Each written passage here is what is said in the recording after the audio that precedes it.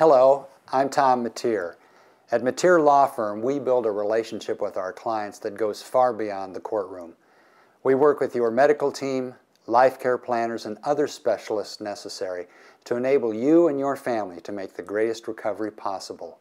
Part of that recovery is to come to know and understand that you are not alone, that others have gone through what you're going through right now. So I want to share with you Julia Purrington's story. Please take a look.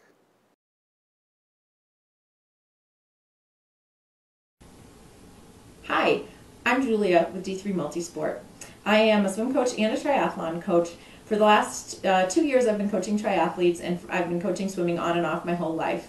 I am a mom of 2 little boys, and I live in Pine, Colorado. As for myself, I've been competing in triathlons for the last 5 years. I've done everything from sprint distances to Olympic distance worlds to Ironmans, and I've coached all of those levels as well. I particularly enjoy coaching new triathletes because I love bringing back that feeling of the first time I did my own first triathlon. Everybody has different obstacles that they work with, whether it's family or where they live or an injury or just a strength and a weakness.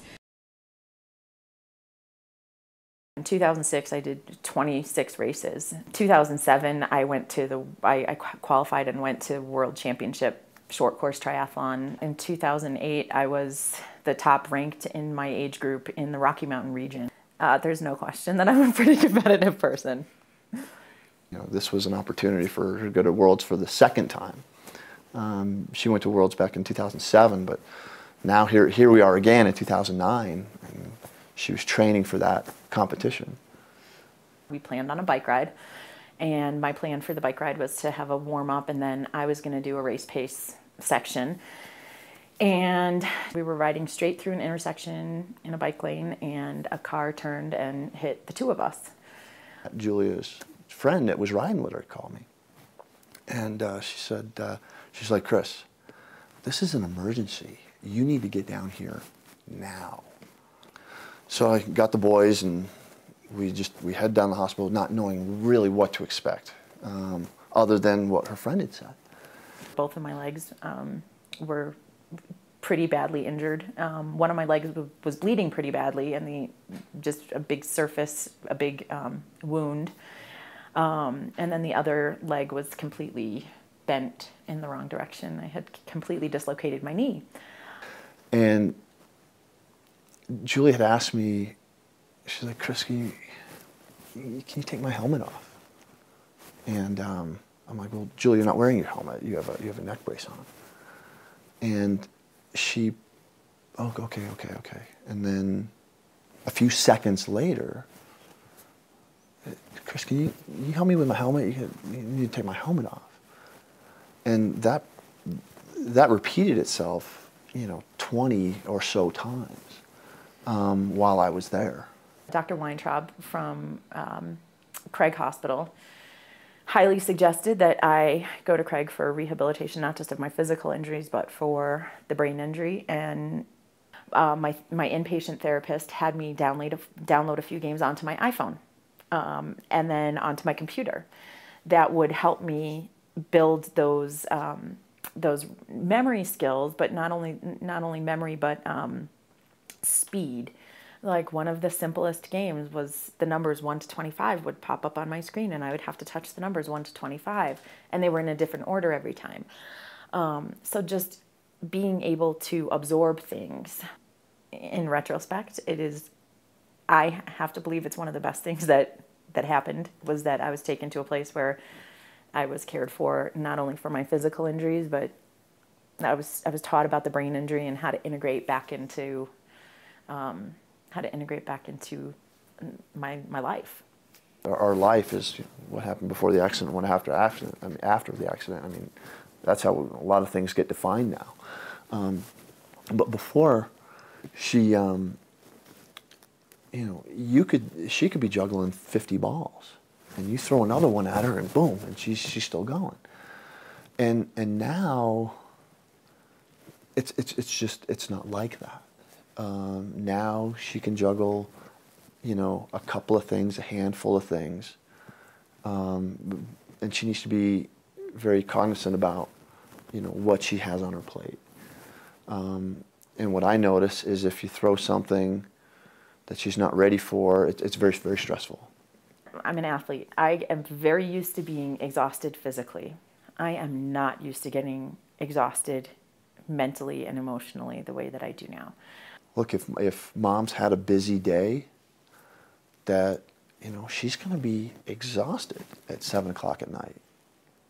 And we're just going to need to let her go have her time to go rest and just to go be alone and just to ramp down a little bit. And so that's a big adjustment, and that's something that we're all aware of now. Mm-hmm. Yeah. Imagine doing something that's kind of difficult for you to do, balancing your checkbook. Imagine trying to do that at midnight after you've been up for 2 days. That's what doing my normal daily tasks became. It always felt like, or after, you know, an hour of doing it, it would feel like I had been up for 5 days. And you don't have the mental clarity. I don't always have that mental clarity that I was accustomed to. I owned an engineering firm, so we've talked about some of the athletic things and some of the other, but I owned an engineering firm, never mind doing engineering work, but managing other engineers, managing people, managing times, and that kind of stuff was so frustrating to me because I couldn't do it. And some of it I still can't organize the way I used to be able to.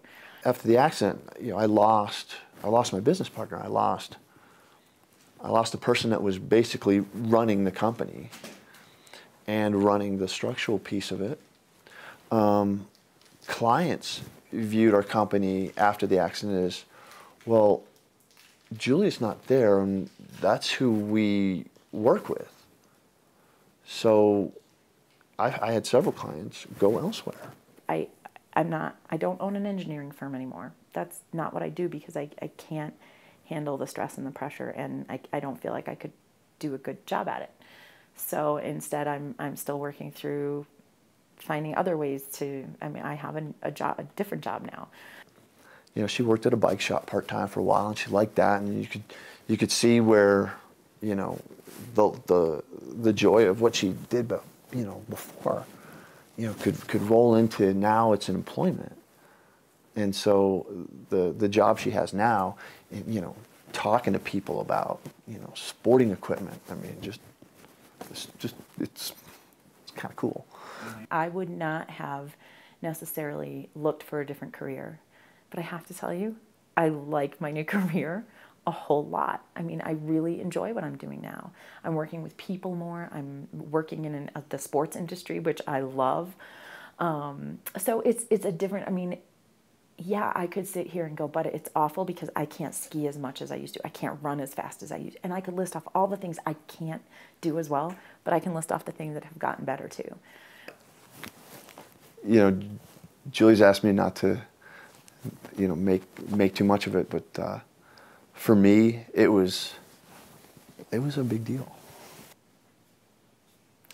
It was nice to just have that for me, though, and not to cross the finish line and go, look what I did and look what I can do. And it was kind of nice to just have that, to know for myself that I could do it again and that I was happy about it, even if, I mean, I didn't stick around and look at the results. It was nice to be able to walk away from it and to just know for myself that that's what I was doing it for. I wasn't doing it to prove anything to anybody else. And for a long time, one of the successes that I did find was I kind of poured myself into the coaching. I was coaching triathletes and endurance athletes, and I would, as much as I loved seeing them succeed, just having myself, whether it was success or not, whether it was winning or not, it was crossing the finish line, which I had been telling these people that I coach for a long time that that's the important part, is that you're getting to your finish line. And it was good to be able to do that for myself. It's good to see that she's really getting that athleticism back after 2.5 years of not having that, when it was such a big part of her life. To start to start seeing that again, it's pretty great. But the most difficult part about the brain injury is that people don't see it. Other people don't see it. I can't tell you the number of people who come up to me on a weekly basis and go, oh, it's so good to see that you're better, that you're healed, that you're over it. Yep. And that's my response these days. Yep, I am. But I'm not, and I never will be. The physical things are one thing that you get over on a different level than the brain injury piece of it. It's difficult, and I'm gonna deal with it the rest of my life. But if you can find those things if you can find the equally positive things to the negative things, it just makes it a whole lot more enjoyable.